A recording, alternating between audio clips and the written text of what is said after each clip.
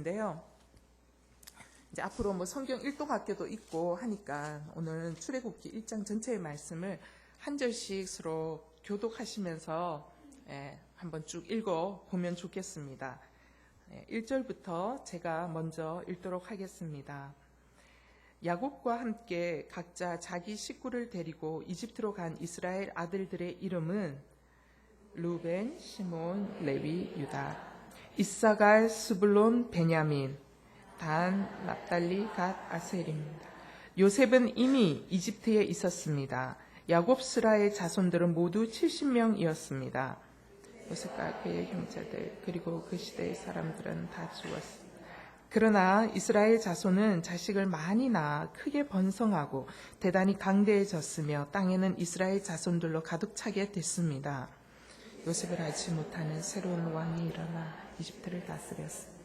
새 왕은 자기 백성에게 말했습니다. 보라, 이스라엘 민족이 우리보다 많고 강대하다.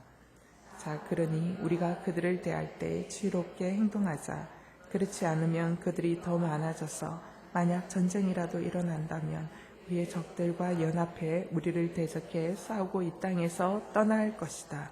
그들은 감독관을 세워 이스라엘 백성들을 억압하고 중노동을 시켰습니다. 그래서 이스라엘은 바로를 위한 곡식 창고로 쓰는 성인 비돔과 라암셋을 건축해야 했습니다. 그러나 그들이 억압하면 할수록 이스라엘 자손은 오히려 더욱 번성하고 인구도 많아졌습니다. 그러자 이집트 사람들은 이스라엘 민족이 두려워서 그들을 심하게 혹사시켰습니다. 이집트 사람들은 이스라엘 민족에게 회반죽과 벽돌 굽기와 온갖 밭일 등의 고된 노동을 시켜 그들의 삶을 고달프게 만들었습니다. 이렇듯 이집트 사람들이 시키는 일은 모두 혹독하기 짝이 없었습니다. 하루는 이집트 왕인 히브리 산파인 시브라와 부하에게 말했습니다. 너희가 히브리 여자들의 해산을 도울 때 그 낳는 것을 잘 보고 있다가 아들이면 죽이고 딸이면 살려라. 그러나 이 산파들은 하나님을 경외했기 때문에 이집트 왕이 시키는 대로 하지 않고 아들이라도 살려주었습니다. 그래서 이집트 왕이 그 산파들을 불러 너희가 왜 이렇게 했느냐, 왜 아들들을 살려두었느냐고 물었습니다. 그러자 산파들은 바로에게 히브리 여자들은 이집트 여자들과 달리 튼튼해 산파가 도착하기도 전에 아기를 낳아버립니다 라고 대답했습니다. 그래서 하나님은 산파들에게 은혜를 베푸셨습니다. 이스라엘 백성들은 번성하고 매우 강해졌습니다. 산파들이 하나님을 경외했으므로 하나님께서는 그들의 집을 번성하게 하셨습니다. 그러자 바로는 모든 백성들에게 아들을 낳으면 다 나일강에 던져버리고 딸이면 살려두라고 명령을 내렸습니다. 아멘. 네. 이제 이 출애굽기 내용을 보면 위대한 지도자 모세가 등장하는 이야기가 나오고 모세를 통해서 하나님께서 이집트의 사건을 만드시고 그리고 광야를 통과해서 이스라엘 백성들로 하여금 가나안으로 들어가기 직전까지 이 모세를 통해서 이스라엘 백성들을 인도해내는 모습들을 출애굽기를 통해서 우리가 보게 됩니다. 이 모세의 가계도를 우리가 한번 생각해 봐야 하는데요. 이 모세의 그 조상이 여기에 나와요. 누구냐면은 레위입니다. 레위. 야곱의 아들 중에 레위가 있죠. 이스라엘. 이 레위의 아들의 이 계통을 타고 4대 이후에 모세가 출생하게 됩니다. 그래서 레위, 그 다음에 고핫, 그 다음에 아므람, 그 다음에 아므람이 이제 미리암을 낳고, 그 다음에 아론을 낳고, 모세를 낳게 됩니다. 그렇게 해서 이 레위에서 이 모세까지 오는 이 기간이 4대라는 시간이 지나가고 있다라는 것을 여러분 꼭 기억하실 필요가 있습니다. 여기 보면 이제 이 야곱이 노년기에 가나안 땅에 있다가 이제 어디로 들어갑니까? 애굽으로 들어갑니다. 이집트를 하게 됩니다. 이집트를 할 때 그때 인원이 몇 명이냐면 이집트에 있는 요셉의 자녀들까지 포함해서 70명입니다. 토탈 야곱의 자손이 70명이었는데 이제 이 4대라는 시간을 흘러가면서 이 이스라엘 백성들이 몇 명의 사람으로 불어나냐면 장정만 60만 명이라는 엄청난 숫자가 4대 만에 불어나게 됩니다. 특별히 이 이집트는요, 여러분도 잘 아시다시피 매우 중요한 곡창지대입니다. 이집트는요, 꼭 한 차례씩 어떤 일이 일어납니까? 주기적으로 나일강이 범람해요. 나일강이 범람하면서 그 나일강의 그 흙탕물, 붉은 그 흙이 이집트의 평야 지도로 들어가면서 거기에 온갖 무기물질, 좋은 물질들이 땅을 적시면서 거기에 곡식들이 자라면 아주 튼실하게 곡식들이 자라는 그야말로 이 주기적인 범람을 통해서 이집트를 곡창지대로 만들어내는 아주 기름진 땅인 것이죠. 하나님께서 이 야곱의 자손 70명을 이집트 땅으로 옮기시면서 그 풍요로운 곡창지대에서 장정만 60만 명이라는 엄청난 숫자를 불려 놓으시게 되었다라는 것입니다. 근데 여기에서 우리가 퀘스천을 갖습니다. 하나님이 왜 이들을 번성시켰을까? 우리는 이제 성경을 읽을 때 그냥 평면적으로 읽지 않습니까? 가서 그냥 그렇게 많이 불어났나 보다. 여러분, 70명이 4대 60만 명으로 불어났네. 장정만입니다, 여러분. 장정만 60만 명. 여러분, 이거는 특별한 하나님의 자녀 이 출산의 기름 부으심이 없고는 이게 불가능한 일이에요. 여러분, 이 시대는 한 사람의 인원이 그야말로 경제력이고 정치력이고, 그죠? 힘일 때입니다. 근데 하나님께서 70명을 4대 만에 장정만 60만 명으로 불려놓으셨다라는 그런 대단한 놀라운, 그러니까 오죽했으면 바로가 위협을 느낄 만큼, 이건 정말 있을 수 없는 이 놀라운 일들이 이집트 땅에서 일어나게 됐다라는 것이죠. 그러면 우리는 그냥 이를 읽을 때, 그냥 많이 나았나 보지 뭐, 그렇게 됐나 보지 뭐, 우리가 그렇게 읽지만 사실은 여기에는 숨겨진 하나님의 놀라운 섭리가 있다라는 거죠. 왜 이렇게 번성시키셨을까? 그 이유는 하나님의 약속 때문이라는 것입니다. 하나님께서 하신 그 약속을 성취해 나가는 과정이라는 것을 우리가 분명히 인식할 필요가 있다는 거죠. 이 약속이 어디에 나오냐면 창세기 15장에 보면 아브라함과 하나님 사이에 횃불 언약을 맺는 장면이 나옵니다. 그 창세기 15장 5절을 보면 하나님께서 아브라함에게 약속하신 이 약속이 이 놀라운 자손 번성의 약속을 주십니다. 창세기 15장 5절을 한번 찾아보시겠습니까?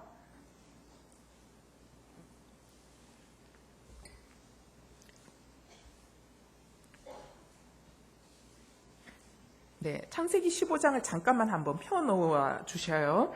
15장 5절 읽겠습니다. 시작. 여호와께서 아브라함을 밖으로 데리고 나가 말씀하셨습니다. 하늘을 올려다보고 별을 세어보아라. 과연 셀 수 있겠느냐? 그리고 여호와께서 말씀하셨습니다. 내 자손도 이와 같이 될 것이다.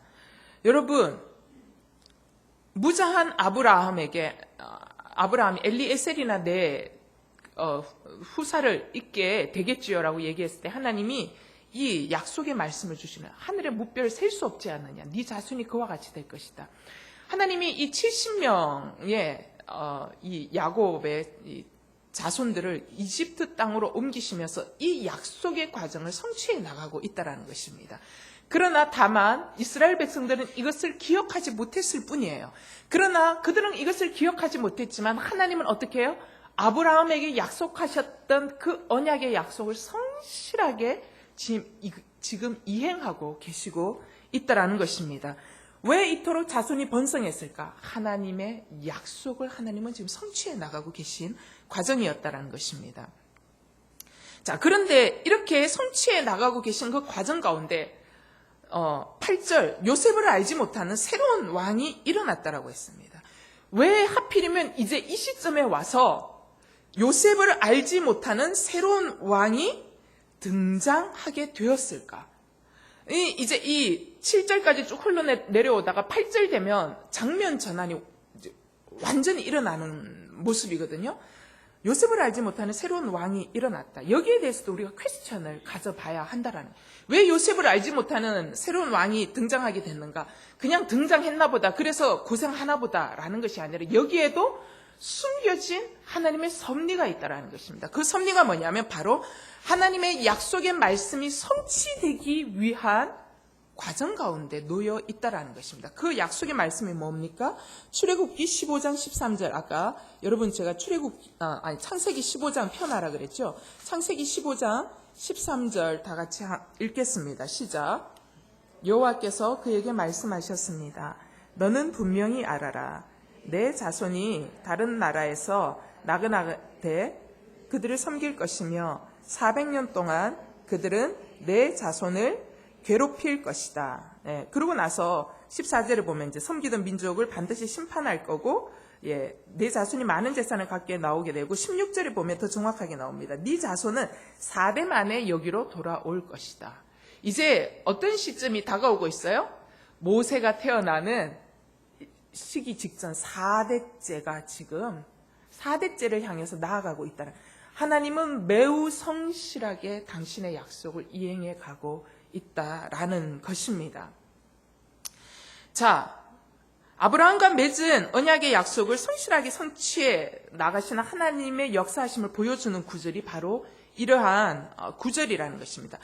자손이 번성했다. 그 다음에 요셉을 알지 못하는 새로운 왕이 일어났다라는 이 뒤에는 하나님이 당신의 약속을 이행해 나가고 있는 그러한 모습들을 보고 있습니다.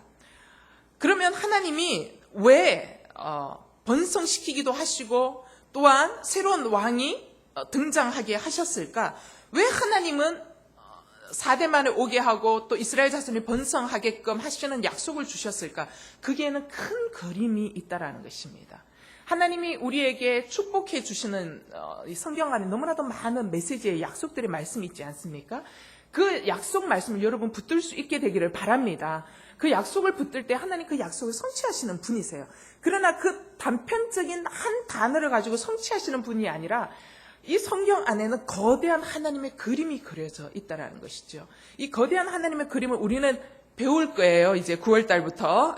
많이 등록하세요. 9월 달부터 배우는데 왜 이렇게 하시느냐? 여기에 큰 그림 뭐냐? 하나님 이 땅 가운데서 하나님의 나라를 만들어 가시기를 원하시고 계신다라는 것입니다. 하나님의 나라를 만드시기 위해서 아브라함이라는 사람을 선택하시고 그 아브라함의 자손을 축복하시면서 많은 백성들이 일어나도록, 그러면서 숫자적으로 번성하도록 만들어가는 건 하나님 나라를 이루어 가시기 위한 하나님의 큰 그림 속에 있고, 그 그림 속에 하나님의 약속이 있고 하나님이 그 하신 약속을 성취해 나가고 계신다라는 것이죠. 그 하나님의 나라를 이루어가는 큰 약속, 그 첫 번째 약속이 창세기 12장이죠. 여러분 너무 잘 아시지 않습니까? 내가 너를 큰 민족을 만들어 내게 복을 주어 내 이름을 크게 할 것이니 네가 복의 근원이 될 것이다 라는 이 대장정의 이 큰 마침표와 같은 이 말씀을 통해서 하나님이 일하고 계신 것들을 우리가 보게 됩니다. 바로 아브라함의 후손들을 통해서 하나님 어떻게 하시고 계시냐면요, 이 세계 가운데 하늘의 복을 유통시키는 백성들로 만들어 나가기 위해서 그 유통시키는 복을 만들어 나가는 많은 사람들을 번성케 하도록 하나님께서 이 약속의 말씀을 성취해 가고 계신다는 것입니다. 그래서 이스라엘 백성들을 번성케도 하시고 요셉을 알지 못하는 바로라는 사람을 세우기도 하시면서 고난을 주시기도 하신다라는 것입니다. 따라서 여러분, 축복에도 이유가 있습니다. 여러분이 당하고 있는 고난에도 하나님의 놀라운 섭리와 이유가 있다라는 것입니다. 어떤 이유입니까? 바로 하나님 나라의 건설이라는 커다란 그림 속에 여러분의 축복과 여러분의 이 고난의 이유가 있다라는 것입니다. 여러분, 지금 여러분의 어떠한 일들이 잘 풀리고 있어요? 여러분 자녀들이 잘 되고 있어요? 여러분 가정이 잘 되고 있어요? 잘 풀리고 있다면 여러분, 여기에는 큰 목적이 있다는 것을 잊으시면 절대로 안 됩니다. 여러분, 우리는 잘 풀릴 때 정말 세월 좋구나, 노세 젊어서 노세, 늙어지면 못 노나니. 여러분, 우리는 막 소비하고 막 그렇게 그냥 막 삽니다. 여러분, 우리가 절대로 놓쳐서는 안 되는 안 되는 것이 뭐냐면 큰 그림을 놓쳐서는 안 된다라는 것입니다. 여러분에게 축복을 주시는 여기에는 큰 그림의 목적이 있다라는 거. 내가 왜 자녀를 키우느냐? 글쎄 뭐 어떻게 하다 보니 애를 낳았으니 어떻게 키워야 되잖아요. 그럼 낳았으니 책임져야 하잖아요. 이 그림이 아니라는 거예요. 낳았으니 책임을 져야죠. 어떻게 책임을 질 것이냐. 여기에는 큰 그림이 있다라는 것입니다. 큰 그림을 절대로 놓치시면 안 된다라는 것이죠. 여러분, 우리가 큰 그림을 놓치면은요, 자녀가 내 뜻대로 제대로 안 커주면은요, 우리 실족합니다. 그러나 우리가 큰 그림을 놓치지 않으면 절대로 실족하지 않을 수 있다는 것이죠. 여러분, 우리가 고난과 고통 가운데 있습니까? 여기에도 목적이 있다는 것을 우리가 꼭 기억하실 필요가 있습니다. 목적을 놓치지 아니하면 고난과 고통 가운데 있을지라도 실족하지 않을 수 있다는 것이죠. 근데 이 본문 7절까지만 해도요, 이스라엘 백성들이 자기들이 이렇게 자손이 번성하는 그게 어떤 이유 속에 있는지를 깨닫지 못했습니다. 그냥 자기들은 원래 출산을 그냥 순풍순풍 자녀 출산을 잘하는 민족인가 보다 그냥 그렇게만 생각을 했어요. 그런데 하나님이 장면 전환을 갖고 오지 않습니까? 요셉을 알지 못하는 새로운 왕이 등장하는 장면 전환이 있습니다. 이 장면 전환의 시점에 오면서 어떻게 해요? 이스라엘 백성들이 어떻게 해요? 이집트를 해야 되겠다라는 거대한 목적 속으로 옮겨 탈 수 있도록 하나님 준비하고 예배하고 계시는 것들을 보게 됩니다. 여러분, 은혜로 깨달을 수 있는 장면 전환이 우리 인생 가운데 필요해요. 이스라엘 백성들은 순풍순풍 자기들은 잘났는 민족인가 보다 생각했는데 여기에는 하나님의 놀라운 섭리와 은혜였다라는 것을 깨닫는 장면 전환의 시간이 필요한 거예요. 이 장면 전환의 시간이 이제 왔다라는 것입니다. 여러분, 우리 인생에도요, 장면 전환이 필요합니다. 이 장면 전환이 어떤 분에게는 경제적인 파산일 수 있어요. 또 어떤 분에게는 불치의 병일 수도 있고요. 또 어떤 분에게는 자녀의 문제, 남편의 문제일 수 있습니다. 자, 어쨌든 우리 인생 가운데 하나님이 장면 전환을 주세요. 근데 이 장면 전환이 우리에게 꼭 필요하다는 것입니다. 이 장면 전환을 저는 우리의 감겼던 우리의 눈을 덮고 있었던 비늘이 뜯겨서 나가는 시간이다. 저는 그렇게 생각해요. 그 이전에는 하나님이 나를 끌고 일하시는 방향이 보이지 않았지만 이 장면 전환의 시간을 통해서 나의 눈에 비늘이 벗겨지면서 왜 하나님이 이렇게 나를 이끌고 가시는지, 왜 내게 이런 일이 일어났는지를 생각함으로 하나님이 이끌고 가시는 목적과 방향을 볼 수 있는 영적 눈이 열리는 시간이 바로 이 장면 전환이에요. 여러분, 장면 전환이 있어야 하나님의 일하심이 보이기 시작하고 장면 전환이 있어야 그때부터 하나님의 약속을 붙들기 시작합니다. 여러분, 우리 인생 가운데 이러한 장면 전환이 없으면요, 성경이요, 맨날 잠이 와요, 여러분. 맨날 잠 오는 책으로만 느껴지거든요. 그런데 우리의 인생이 고난이 닥치면은요, 이 성경을 읽을 때 성경 한 절 한 절이라도 붙들고 싶은 애절한 심정이 있어요. 여러분, 언제 큐티가 잘 되냐 하면은요, 큐티 잘 되려면 고난이 와야 돼요. 여러분, 고난이 있으면은 매일 하나님 오늘 나에게 어떤 말씀을 주셔서 나는 도대체 어떤 말씀을 붙들어야 될까? 내가 애절하니까 하나님의 말씀을 하나라도 붙들기 위해서 큐티가 막 저절로 되는 거예요. 그래서 큐티가 너무 쉽고 너무 재밌는 거예요. 우리의 인생이 장면 전환이 되었기 때문에 가능하다라는 것입니다. 이 장면 전환을 통해서 이스라엘 백성들이 그동안에는 그냥 살았어요. 이집트에서.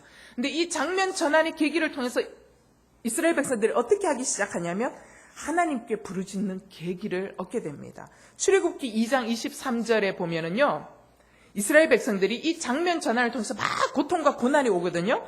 그래서 23절에 이런 말씀이 나와요. 뒷부분에 보면 이스라엘 민족은 중노동으로 인해 신음하며 울부짖었습니다. 그러자 이스라엘 민족의 울부짖는 소리가 하나님께 이르렀습니다. 여러분, 하나님은 약속하신 말씀을 성취하시는 분이세요. 성취하시는 분이시지만 하나님은 어떻게 해요? 하나님이 하시는 일도 있으시지만 우리의 인간이 하나님께 부르짖게 하심으로 그 일에 동참하도록 만들어 가세요. 이제는 하나님의 때가 무르익었어요. 4대를 향해 가는 거예요. 하나님의 언약의 말씀이 성취되는 시점에 무르익었어요. 그런데 이스라엘 백성들은 깨닫지를 못하는 거예요. 그랬을 때 하나님이 장면 전환을 통해서 이제 하나님의 역사에 이스라엘 백성들이 동참할 수 있도록 그들로 하여금 부르짖도록 만들고 계신다라는 것입니다.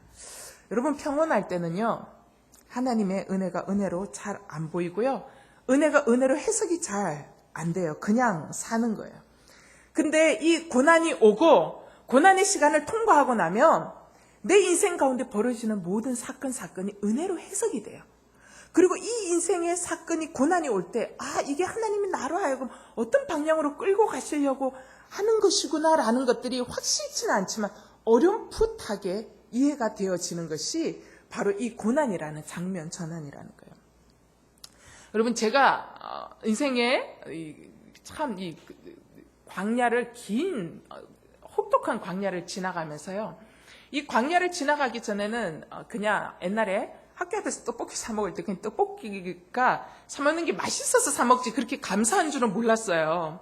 근데 제가 이제 이 혹독한 이 광야의 시간을 지나가고 나서 정말 이 밥을 사 먹을 돈조차 없는 시간을 너무 오랫동안 지나가고 쌀을 살 시간이 없는 시간을 하여튼 그 10대 후반부터 하여튼 20대 중반까지 혹독하게 지나가면서 이게 사람이 돈 주고 밥을 사 먹을 수 있다는 게 이게 정말 은혜구나라는 걸 몰랐던 거예요.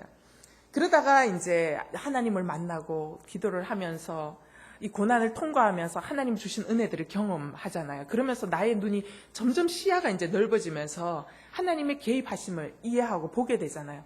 그러다가 이제 결혼을 해서 우리 아이들이 어렸을 때 이제 저희 집이 5층에 살았어요. 이제 1층부터 걸어 올라가야 돼요. 이제 계단으로 걸어 올라가는데 우리 아이들이 이제 배고플까봐 이제 간식을 사왔어요. 시장에서 떡볶이와 순대, 순대 2,000원이면 온 식구들이 먹고 남을 만큼 주는 너무 좋은 집이에요.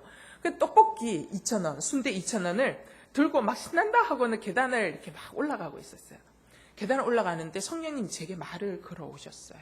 말을 걸어오신 게 뭐냐면, 정리야, 네가 떡볶이와 순대를 살 수 있는 이 돈이 있으니까 정말 행복하니? 갑자기 그 음성이 갑자기 확 들리는 거예요. 그래서 갑자기 눈물이 핑 도는 거예요. 그래서 갑자기 거기에서 1층에서 2층으로 올라가는 계단 중간에서 갑자기 눈물이 핑 돌면서 제가 그때 주님께 고백했어요. 주님, 너무 행복해요. 제 지갑에서 꺼내서 떡볶이 2,000원, 순대 2,000원, 도화 4,000원이라는 돈을 꺼내서 쓸 수 있다는 게 너무 행복해요. 하나님, 떡볶이나 순대를 마음껏 먹을 수 있는 이 인생이 너무 행복해요. 제가 너무 행복한 거예요. 너무 행복해서 눈물이 핑 도는 거예요. 그러면서 계단을 올라가는데 너무 감사한 거예요. 그게 너무 감사해요. 떡볶이 먹을 수 있는 게 이렇게 감사한 거구나. 내가 내 돈으로 떡볶이를 사 먹다니, 내가 내 돈으로 순대를 사 먹다니, 너무 감사한 게 이게 절절하게 느껴지는 거예요. 여러분, 맨날 내 인생이 이렇게 햇살만 비쳐 있었다면, 내 지갑에 언제든지 사 먹을 수 있는 돈이 있었다면, 내가 이 끓을 먹으면서 이런 하찮은 이 떡볶이, 이 서민의 음식 이러면서 제가 이걸 감사할 수 있었겠어요. 근데 여러분, 정말 사막을 지나가고 나니까요, 이게 그렇게 감사하고, 그리고 행복하니라고 물을 때 가차없이 행복하니라는 말이 떨어진 것 없이 너무 행복해요라는 말이 막 여기에서 입에서 막 터져 나오는 그 감사가 있는 거. 우리 인생이 햇살만 가득하면 좋을 것 같지만 여러분, 인생이 햇살만 가득하면 여러분 영혼은 사막이 됩니다. 아시죠? 사막이 왜 사막입니까? 햇볕이 계속 내리쬐면 사막이 되는 거예요. 근데 비바람이 치고 폭풍우가 치고 폭우가 치고 그럴 때 우리의 영혼이 사막이 되지 않고 촉촉하게 생명을 잉태하고 감사를 잉태할 수 있는 인생이 되어질 수 있다라는 거. 그래서 여러분, 우리의 인생 가운데 장면 전환은 절대적으로 필요하다라는 것입니다. 떡볶이 하나를 먹으면서도 여기에서 감사의 해석이 일어나고, 여러분, 순대 하나를 먹으면서도 내 인생 지나왔는 이 과정 가운데 하나님은 왜 그 고난의 시간을 보내셨는지 인생이 해석될 수 있다면 여러분, 이 장면 전환이 얼마나 귀한 시간일 수 있겠냐라는 것이죠. 자, 이 이스라엘 백성들 가운데 이 장면 전환의 시점이 왔어요. 그러면서 이제 이 새로운 왕이 와서 이스라엘 백성들에게 조치들을 내리는데 그 조치들이 어떤 거냐면 10절 보겠습니다. 이 새로운 왕 바로가 내린 조치 10절 어떻게 조치를 내느냐. 우리가 그들을 대할 때 지혜롭게 행동하자. 지혜롭게 행동하자라고 내린 조치가 뭐냐면 11절에 나옵니다. 11절 억압하고 중노동을 시켰다라고 나오죠. 그리고 11절 뒤에 보면 그래서 비돔과 라암셋을 건축하게 했어요. 13절 어떻게 했어요? 그들을 심하게 혹사시켰어요. 14절 회반죽과 벽돌 굽기와 온갖 밭일까지 고된 노동을 시켜 그들의 삶을 어떻게 해요? 고달프게 만들었어요. 그리고 16절 어떻게 하냐면 해산을 도울 때 그 낳은 것을 잘 보고 있다가 아들을 낳으면 죽이고 딸이면 살려라. 그 다음에 22절 아들을 낳으면 다 나일강에 던져버리고 딸이면 살려두라고 명령을 내렸다.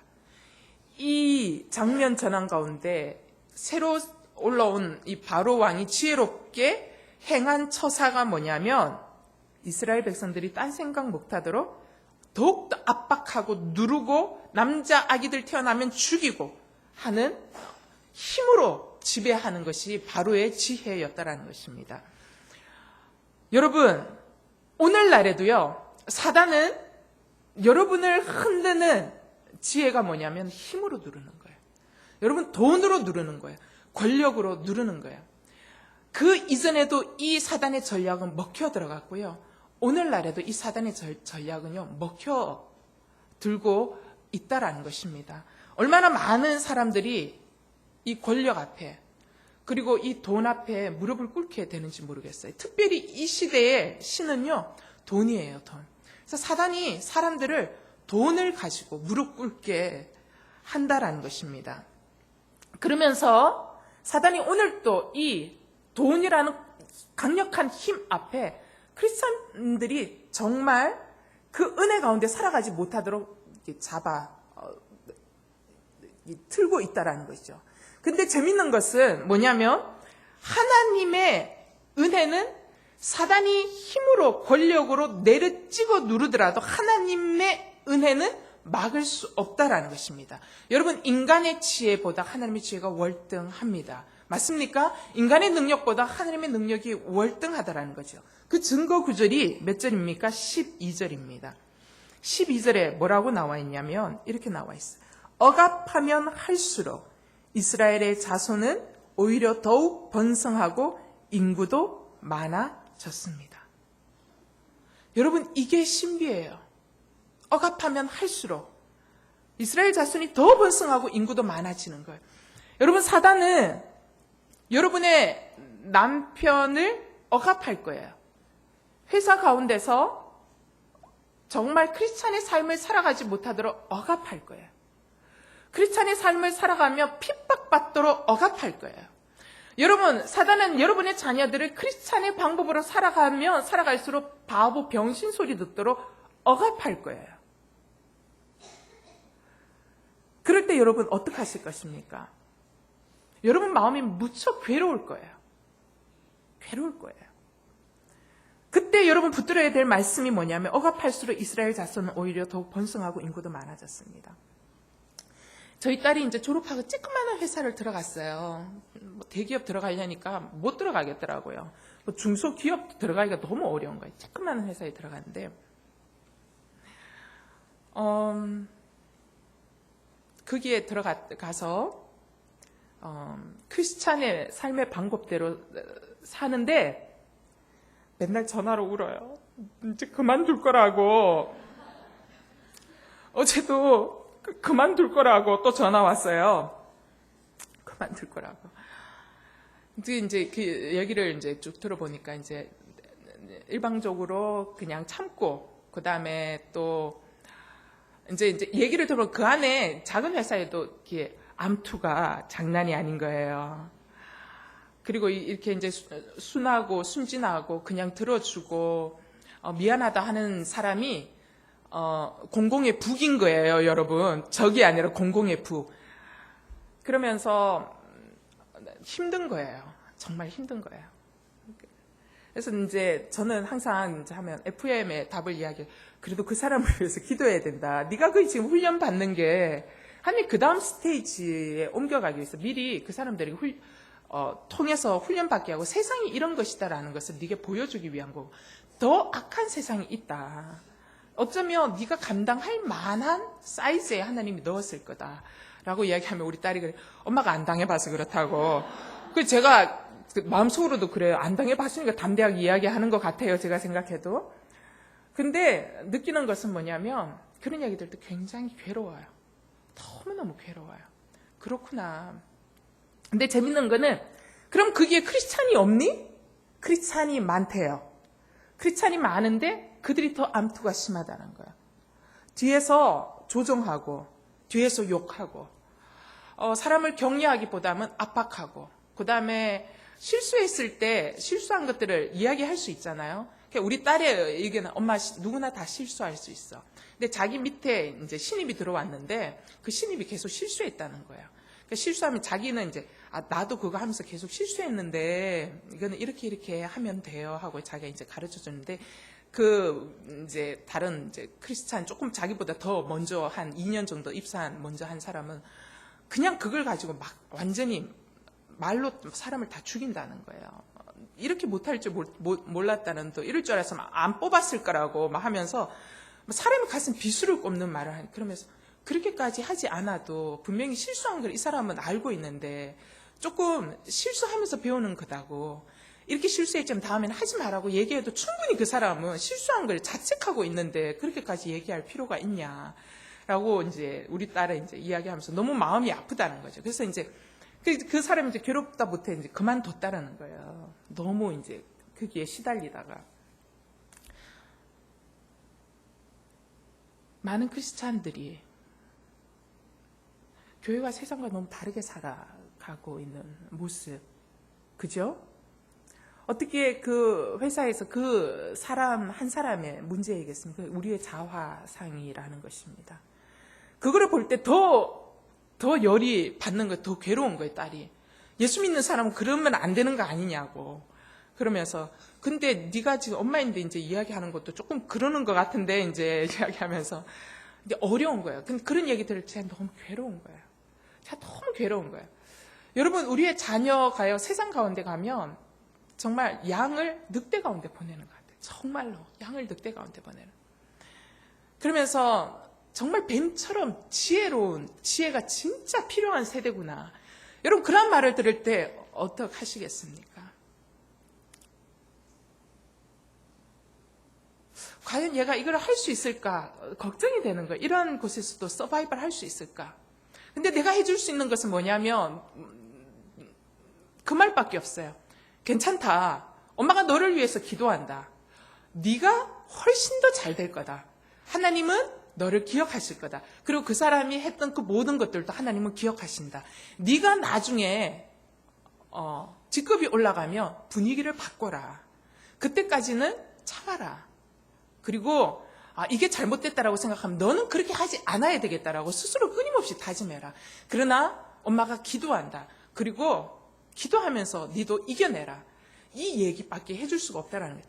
여러분 오늘 이 말씀 가운데 뭡니까? 억압하면 할수록 이스라엘 자손은 오히려 더욱 번성하고 인구가 많아졌다. 여러분 이게 그냥 출애굽기의 단편적인 그냥 메시지로만 있는 것입니까? 오늘 우리에게 얘기하는 것입니다. 여러분의 자녀가 하나님의 뜻대로 살아갈 때 여러분 100을 얻을 수 있다면 10밖에 못 얻을 거예요. 아마 그런 세월이 앞으로 쭉 이어질 수 있을 거예요. 그러나 여러분 우리는 이야기할 수 있어야 돼요. 억압받을수록 절대로 죽지 아니한다. 번성한다. 하나님은 너를 번성시킬 것이다. 이 고난의 단계, 이 연단의 단계를 지나서 네가 훨씬 더 내면이 강한 사람, 훨씬 더 하나님을 신뢰하는 사람, 그럼에도 불구하고 하나님이 너의 편이 되어준다라는 것을 깨달은 사람은 앞으로도 그 방향을 향해서 나아갈 수 있기 때문에 이 과정, 연단의 과정이 우리에게 필요한 것이 아닐까 생각합니다. 사랑하는 여러분, 여러분 힘도 없죠? 권력도 없죠? 돈도 없으신 여러분, 네. 하나님의 은혜를 경험할 수 있는 모든 조건들을 갖고 계십니다. 감사하십시오. 여러분 성경 속에 너무나도 많은 위인들의 이야기가 있어요. 영웅들의 이야기가 있어요. 영웅들의 이야기를 경험할 수 있는 방법은요. 단 한 가지밖에 없어요. 여러분 돈 없어야 돼요. 여러분 권력 없어야 돼요. 네, 여러분 힘도 없어야 돼요. 아무것도 없고 오직 하나님만 있을 때 여러분 이 영웅들이 걸어갔던 이 주옥 같은 간증을요, 여러분 내가 할 수 있게 되는, 어느새 보면 내가 이 사람들의 간증을 동일하게 하고 있네라는 나의 모습을 보게 되는 거예요. 여러분 성경 속의 이야기가 여러분의 이야기가 되도록 하기 위해서는 힘도 없어야 되고 권력도 없어야 되고 돈도 없어야 되는 거예요. 비빌 언덕이 없어야 되는 거예요. 비빌 언덕이. 하나님이 이제 드디어 이스라엘 백성들에게 비빌 언덕 자체를 없애버린 거예요. 요셉을 알지 못하는 임금이 일어난 거예요. 비빌 언덕이 이제는 사라졌어요. 이제는 누구를 비벼야 돼요? 오직 하나님. 그 한 분만을 의지하고 나아갈 수밖에 없는 것입니다. 그래야 하나님이 얼마나 수가 많으신지, 하나님을 의지하는 사람들을 하나님은 죽이지 아니하시고 하나님 기억하시고, 그들이 망할 것처럼 보이나 망하지 아니하고 오히려 번성한다라는 것을 경험할 수 있는 귀한 계기가 될 줄로 믿습니다. 여러분 이 깨달음, 이 경험이 있어야 바로가 압박하는 세상 가운데서 바로 앞에 굴복하지 않고 살아갈 수 있게 되는 거예요. 특별히 목회자들, 아니면 또 특별히 여러분 하나님 앞에 헌신하고 살아가기로 결정한 사람이라면요, 하나님이 반드시 통과시키는 길이 뭐냐면 물질의 훈련을 통과시켜요. 물질의 훈련을 통과해야 앞으로 바로가 물질로 여러분을 이길 때 바로 앞에 무릎 꿇지 아니하는 정말 오직 여호와 하나님을 신앙하는 신앙인으로 세상을 이기고 나아갈 수 있도록 만드시기 위해서 물질의 시험을 통과하도록 만드시거든요. 여러분 바로 이러한 경험이 우리 가운데 일어나야 바로 하나님께서 12절 가운데 역사하셨던 그 은혜의 간증이 우리의 입술 가운데 흘러나게 될 줄 믿습니다. 사랑하는 여러분, 하나님이 도우시기로 결정하면 망할 것처럼 보여도 절대로 망하지 않습니다. 하나님이 번성시키기로 작정하시면 어때요? 학대를 받아도 번성케 됩니다. 여러분 고난이 클수록 예비하신 하나님의 은혜도 큽니다. 아멘. 고난이 클수록 하나님이 예비하신 은혜도 크다라는 것을 기억하기를 바라요. 여러분 이 약속을 붙들 수 있게 되기를 바라요. 고난이 크면 클수록 하나님이 예비하신 은혜도 더욱 크다라는 이 메시지를 여러분 꼭 붙들 수 있게 되기를 바랍니다. 그래서 우리의 인생 가운데 하나님의 은혜가 개입되도록 끊임없이 요청하며 나아갈 수 있는 저와 여러분이 되기를 바랍니다. 두 번째, 이 최근 근력자가 히브리 산파들에게 아들이 태어나면 죽이라고 얘기했어요. 여러분 히브리 산파는 바로는요 그때 신적인 존재입니다. 신적인 존재의 히브리 산파, 여러분 날파리 목숨보다 못한 인생이 히브리 산파들이에요. 그 산파들에게 명령을 내리는, 이 사람들이 바로의 명령을 거역할 처지가 아닙니다. 그런데 이들이 어떻게 해요? 바로의 명령을 어겨요. 어기고 히브리 남아 출생자들을 살려줍니다. 엄청난 용기인 거예요. 엄청난 용기. 이 엄청난 용기를 어떻게 낼 수 있을까? 17절에 그 해답이 나옵니다. 17절 뭐라고 되어 있지요? 이 산파들의 용기의 근원이 뭡니까 여러분? 하나님을 경외했기 때문이라고 이야기를 하고 있습니다. 하나님을 경외하는 그 경외감이 여러분 신적인 존재 바로의 명령도 거역할 수 있을 만한 큰 용기의 근원지였다라는 거예요. 여러분 사람을 두려워하는 두려움으로부터 해방될 수 있는 유일한 방법은요, 하나님을 경외하는 법밖에 없습니다. 여러분 돈이 여러분을 짓이길 때 그 짓이김으로부터 해방될 수 있는 방법은요, 하나님을 경외하시는 것입니다. 여러분 인생을 살면 끊임없는 슬픔과 두려움과 그리고 가슴 아픈 일이 계속적으로 생겨요. 그 속에 우리가 절망에 잠식되지 않을 수 있는 유일한 방법은 여호와를 경외하는 방법밖에 없다라는 것입니다. 세상의 유혹과 사적인 이해관계로부터 벗어날 수 있는 것도 여호와를 경외하는 방법밖에 없어요. 사도행전 4장 19절에 이렇게 이야기하고 있어요. 그러나 베드로와 요한이 대답했습니다. 하나님의 말씀보다 당신들의 말에 순종하는 것이 하나님 보시기에 옳은지 스스로 판단해 보십시오. 갈라디아서 1장 10절 이렇게 이야기합니다. 내가 지금 사람들을 좋게 하려고 합니까? 아니면 하나님을 좋게 하려고 합니까? 아니면 사람들에게 기쁨을 구하려고 애씁니까? 만일 내가 아직도 사람들에게 기쁨을 구하려고 애쓴다면 나는 그리스도의 종이 아닙니다. 잠언 16장 6절 여호와를 경외함으로 말미암아 악에서 떠나게 되느니라. 여러분, 세상에 다가오는 악으로부터 떠날 수 있는 방법은 여호와를 경외함으로 말미암는 것이다라고 이야기하고 있어요. 어떤 비참한 결과가 오더라도 하나님의 뜻을 따르기로 결정했어요. 이 히브리 3파 두 사람이. 근데 이 결정이 한순간에 생긴 결정이 아니에요. 매일매일 하나님을 경외하는 반복된 그 반복에서 자연스럽게 생긴 결정이라는 것입니다. 그런 의미에서 우리는 나의 영적인 태도를 점검해 볼 필요가 있어요. 여러분, 우리는 여호와를 경외하는 사람입니까? 이 부분에 대해서 굉장히 묵직한 생각할 거리를 던져준 분이 계세요. 존 비비어라는 목사님인데요. 존 비비어 목사님 많은 책들을 많이 썼는데 그분이 썼던 책 중에 경외라는 책이 있어요. 이 경외라는 책을 여러분 읽으면 하루 만에 다 읽을 수 있는데요. 이 책이 말하고자 하는 요지는 이거예요. 뭐냐면 오늘날 교회에서요, 하나님에 대해서 잃어버린 관점이 있다라는 거죠. 그 잃어버린 관점이 있는데 그게 뭐냐면 심판자 하나님이라는 관점을 잃어버렸다라는 거예요. 그러면서 오늘날 교회는 뭘 너무 지나치게 강조했냐면 사랑의 하나님을 너무나 강조했다라는 것이죠. 사랑의 하나님을 너무나 강조한 나머지 심판자 하나님을 잃어버렸다라는 거죠. 그러면서 하나님을 너무 말랑한 존재로 우리가 여기고 있다라는 거죠.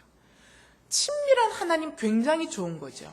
근데 그 친밀함이라는 것이 우리가 생각하는 친밀함의 관점으로 바라보고 있고 그 친밀함이 사실은 여호와를 경외하는, 두려워하는 경외감에서부터 시작되어야지만 진정한 친밀함 속으로 들어갈 수 있는데 그거는 제외하고 사랑의 하나님, 말랑한 하나님만 남겨두었다라는 것입니다. 그러면서 이제 이분이 이야기하는 그 전체 요지는 뭐냐면 하나님을 두려워하는 마음이 없이 하나님을 사랑한다라는 마음은 있을 수 없다라고 이야기하고 있어요. 그러면서 이 책에 나오는 얘기를 한번 이렇게 좀 발췌해서 보면은요, 어떤 사람이 이 목사님에게 이렇게 물었대요. 내가 하나님을 사랑하면 죄를 짓지 않게 되는 것 아닌가요? 라고 물었대요. 네, 목사님의 대답은 맞습니다. 하나님을 사랑하면 죄를 짓지 않을 수 있습니다. 그러나 이분이 던지는 화두가 뭐냐? 그러나 하나님을 경외하는 마음이 없다면 이 사랑이 어디까지 미칠 수 있겠습니까? 라고 질문하면서 한 예를, 진짜 실제적인 예를 들어서 이야기를 하는데 실화예요. 여러분, 미국에 짐 베커라는 아주 유명한 부흥 강사가 있었어요. 80년대 매우 유명했어요. 그래서 미국에 그야말로 부흥 신학을 이끌었어요. 그래서 하나님을 믿으면 돈도 잘 벌고 잘 된다 라는 부흥 신학을, 여러분, 하나님을 믿으면 잘 되죠. 그죠? 그러나 그거는 반쪽이죠. 그죠? 잘 될 수 있어요. 그러나 고난도 와요. 그죠? 둘 다 맞는 이야기예요. 근데 이제 이 유명했던 이 부흥 강사 짐 베커라는 분, 근데 이분이 감옥에 갇히게 됩니다. 왜 감옥에 갇히게 되냐면 성추문 사건, 성추문을 하게 됩니다. 이 사람이 성사건에 연루되고요. 그 다음에 공금 횡령 혐의를 갖게 되면서 사실은 45년에 이게 징계가 내려졌는데 마지막은 5년형으로 이렇게 마무리가 됩니다. 그래서 이제 5년간 옥살이를 했어요. 그래서 이 목사님을, 존 비비어 목사님이 이제 그 감옥에 찾아간 적이 있어요. 그러면서 그때 이 짐 베커라는 목사님이 뭐라고 얘기했냐면 이렇게 이야기했대요. 나는 감옥의 뜨거운 열기 때문에 자기 마음이 완전히 이제는 변화되었다라고 고백을 했다라는 거예요. 그러면서 이분이 뭐라고 이야기하냐면 나는 생전 처음으로 감옥에서 예수님이 주인이 되심을 경험했습니다라고 이야기합니다. 그는 자기 가족과 사역, 자기가 갖고 있던 모든 것을 잃고 나서야 예수님을 찾았다라고 말했습니다. 나는 그의 말을 분명히 기억합니다. 뭐라고 적고 있냐면 이분이 이렇게 이야기해요. 존 비비오 목사님에게. 존, 이 감옥은 내 인생에 대한 하나님의 심판이 아니라 그분의 자비라네. 내가 만약 가던 길을 계속 갔다면 틀림없이 지옥에 가게 되었을 걸세. 그리고 나서 이 목사님이 우리 모두에게 경종을 울리는 한마디를 합니다. 뭐라고 이야기하냐면, 존, 난 항상 예수님을 사랑했네. 하지만 그분이 내 주인은 아니었어. 나와 같은 사람이 미국에 수없이 많을 거야. 이분이 이야기한 게 뭐냐? 존, 나는 예수님을 사랑했네. 그러나 그분이 내 주인은 아니었다라는 것이죠. 여러분, 이게 우리의 모습일 수 있다라는 것입니다. 우리는 예수님을 사랑해요. 근데 그 사랑의 개념이 오염된 개념이라는 거예요. 사랑해요. 그러나 정작 중요한 결정 앞에서 우리는 무엇을 선택해요? 내가 좋아하는 것을 선택해요. 주님이 내 주인이 아니다라는 거예요. 그러면서 왜 이런 일이 있었을까? 존 비비오 목사님이 마지막 멘트가 이겁니다. 그는 자신에게 계시된 예수님의 모습을 사랑했다. 맞죠? 그분 사랑했어요. 그러나 주님을 경외하는 마음이 부족했기 때문에 그의 사랑은 미숙했던 것이다. 맞습니까? 하나님을 두려워하는 마음이 부족했기 때문에 그의 사랑이 미숙했다라는 것입니다. 여러분, 진정한 하나님을 두려워하는 경외감이 있을 때 진짜 하나님을 사랑할 수 있다라는 것입니다. 우리는 나와 내 가족의 생존을 위협하는 막강한 그 힘 앞에서 세상의 권력자나 부유한 자들의 이 심기를 맞추기 위해서 하나님의 신앙을 쉬이 저버리고 있지는 않는지 모르겠습니다. 여러분, 하나님을 경외하는 마음이 없을 때 아까 실패한 목회자 이야기처럼 우리 역시 어떻게 해요? 세상과 쉽게 타협할 수밖에 없다라는 것입니다. 여러분, 정말 하나님을 두려워하는 마음이 없으면 내가 원하는 것을 선택하게 된다라는 것이죠. 자, 신적인 존재로 여겼던 바로의 명령을 받았지만 바로의 명령을 어기고 남아들을 살려내셨습니다. 왜? 그들은 더 전능하신 하나님을 두려워했기 때문이에요. 바로는 무서운 존재입니다, 여러분. 굉장히 위협적인 존재입니다. 여러분, 매우 두려운 존재입니다. 여러분, 여기에서는 여러분의 상상력을 동원하셔야 돼요. 이 성경책을 읽을 때 여러분 가진 상상력을 매우 두려운 존재입니다, 여러분. 그 명령을 귀로 직접 듣습니다. 얼마나 두렵습니까? 굉장히 두렵습니다. 그런데 이들은 누구를 더 두려워했다라는 것입니까? 살아계신 하나님을 더 두려워했다라는 것이죠. 그러면서 이 히브리 산파의 용기 있는 결정을 통해서 하나님께서는 어떤 일을 만드십니까?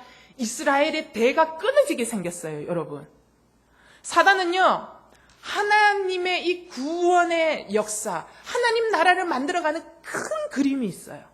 그 큰 그림으로 아브라함을 선택하셔서 이스라엘 백성들을 번성시키게 하셨어요. 사단이 이 그림을 끊어놓고 싶은 거예요. 구원 역사의 그림을. 그러기 위해서 바로를 통해서 어떻게 해요? 이스라엘의 대를 끊는 사건들을 만드는 거죠. 그런데 이 히브리 산파의 용기 있는 결정을 통해서 어떻게 해요? 이스라엘 백성들의 대를 이어가도록 만들었다라는 것입니다.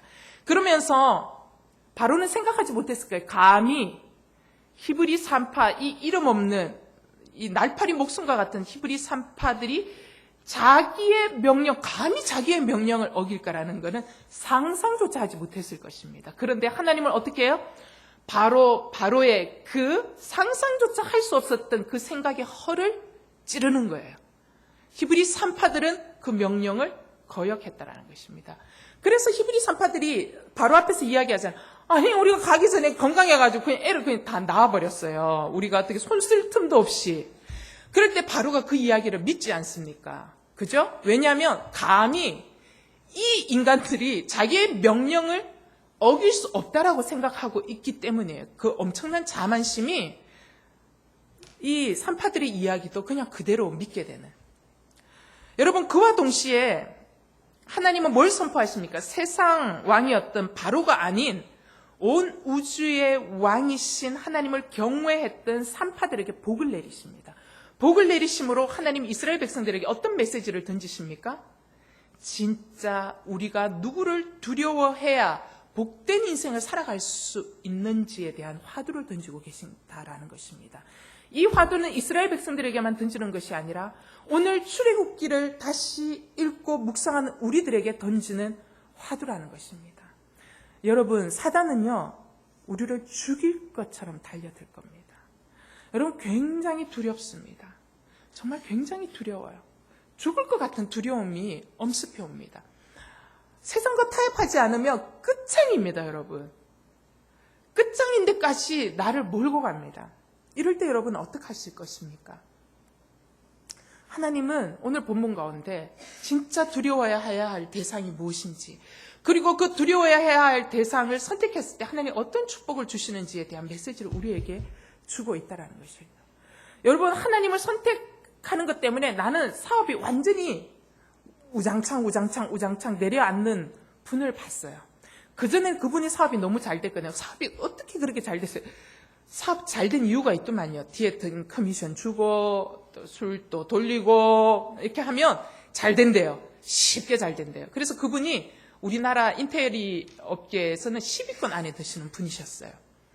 근데 이분이 은혜를 받고 하면서 이렇게 살면 안 되겠다는 생각이 너무 많이 든 거예요. 그죠? 그래서 이거 그만하고 싶다라는 생각이 들어서 그다음부터 커미션 안 주기, 술자리 안 하기 하면서부터 업체가 하나씩 다 끊어져 나가는 거예요. 다 끊어져 나가요. 너무너무 어려운 거예요. 너무너무 어려운 거예요. 그래서 다시 시작하는 거예요. 여러분, 이분 다시 시작해. 자기 인테리어 업계 전체 10위권 안에 들었을 때는요, 밑에 너무나도 많은 사람들을 둬가지고 명령 하나면 그 사람들이 일사불란하게 움직였어요. 지금은요, 아무도 없어요. 월급을 줄 형편도 안 되고 본인이 발로 뛰어서 도면 가져가가지고 이건 이렇고요, 이거 돈 계산, 이거는 얼마고요, 견적 얼마고 본인이 다 칠하고 물건 사오고 너무 고생스러운 거예요. 그런 모습을 바라보면서 저게 맞다라는 생각을 하면서도 한편으로는 참 가슴이 아프더라고요. 정말 고난의 길을 스스로 선택하는구나. 그러나 여러분, 우리 인생은 짧은 단타적인 삶으로 볼 수 없다라고 봅니다. 그분의 삶을 하나님께서는 반드시 축복하시고 저는 계산해 주리라고 저는 믿어요. 그것이 이때 이루어지지 아니할지라도 우리는 반드시 심판날에 하나님 앞에 우리가 한 모든 것들을 보고해야 하는 그날에 하나님께서 착하고 충성된 종아라고 칭찬하시지 않을까라는 생각을 저는 하게 됩니다. 여러분, 히브리 산파들에게 내리신 축복이 뭡니까? 20절. 이스라엘 백성들은 번성하고 매우 강해졌습니다. 민족의 번성을 갖고 왔습니다. 사랑하는 여러분, 하나님은 한 사람의 행동과 축복들을 통해서 나만 잘 되는 데서 그치는 것이 아니라 하나님의 꿈은 어디요? 민족이 잘 되고 열방이 잘 되는 대로 나아가기를 소망한다는 것입니다. 히브리 산파들의 여호와를 경외하는 그 신앙으로 말미암아 이스라엘 백성들이 흥왕함을 얻었다라는 것입니다. 여러분이 여호와를 경외하는 그 경외감으로 말미암아 교회가 잘 될 것입니다. 여러분의 가정이 잘 될 것입니다. 여러분의 만나는 사람들이 잘 될 것입니다. 이 나라가 잘 될 것입니다. 두 번째, 어떤 축복을 받았습니까? 21절, 그들의 집을 번성하게 하셨다라는 것입니다. 여러분, 산파들이 결정을 내렸을 때 자기 집이 번성하도록 결정 내려야지 하면서 하나님이 원하는 결정 내린 거 아니에요. 맞죠? 우리 집이 망할 거야 라는 생각을 했을 거예요. 다 죽임을 당할 거예요. 산파들만 죽겠어요? 가족 다 죽을 거예요. 아마 4대까지 다 죽을 거예요, 진짜. 그죠? 온갖 사촌, 7촌, 8촌까지 다 죽을 형편에 있지 않았겠습니까? 그런데 그들은 가족을 위한 결정은 아니었어요. 하나님 나라를 위한 결정이었어요. 그런데 하나님 어떻게 해요? 하나님이 그들의 가족을 축복해 주시는 모습을 보고 그들이 하는 모든 가업에 하나님이 축복해 주시는 모습을 보게 됩니다. 사랑하는 여러분, 우리 크리스찬들 가운데 이러한 샘플링이 많이 일어나게 되기를 바라고요. 이러한 롤 모델이 많이 일어나게 되기를 바라요. 그래서 나도 저 사람처럼 살고 싶다라는 롤 모델이 많이 일어나서 우리가 서 있는 자리에서 하나님의 나라를 만들어 갈 수 있으면 너무 좋을 것 같아요. 오늘 군부대에서 일어나는 일들, 이런 것들 볼 때 한국 사회가 정말 병들었구나. 근데 그 한국 사회가 병들었던 것은 사실 우리가 병들었기 때문이거든요. 우리가 끊임없이 바로 앞에 무릎을 꿇었고 그 두려움 앞에 우리는 끊임없이 타협했고 아까 그 짐 베커 목사님처럼 하나님을 사랑한다라고 했지만 하나님을 경외하지 않았기에 편한 대로 내가 원하는 대로 선택했기 때문에 오늘 이러한 일들이 끊임없이 만연하며 일어나고 있는 것은 아닌가 생각합니다. 여러분, 성도가 진정 번성케 되는 것은 현실과 타협하는 것이 아니라 여호와를 경외하는 것이다 라고 하나님께서 오늘 이 출애굽기의 말씀을 통해서 우리에게 메시지를 주고 계십니다. 잠언 22장 4절 말씀을 여러분에게 읽어드리고 마무리하겠습니다. 겸손과 여호와를 경외함의 보응은 재물과 영광과 생명이니라. 아멘. 이 시간에 우리 반주에 맞추어서요, 마음으로 드리는 예배 주님 앞에 올려드리겠습니다.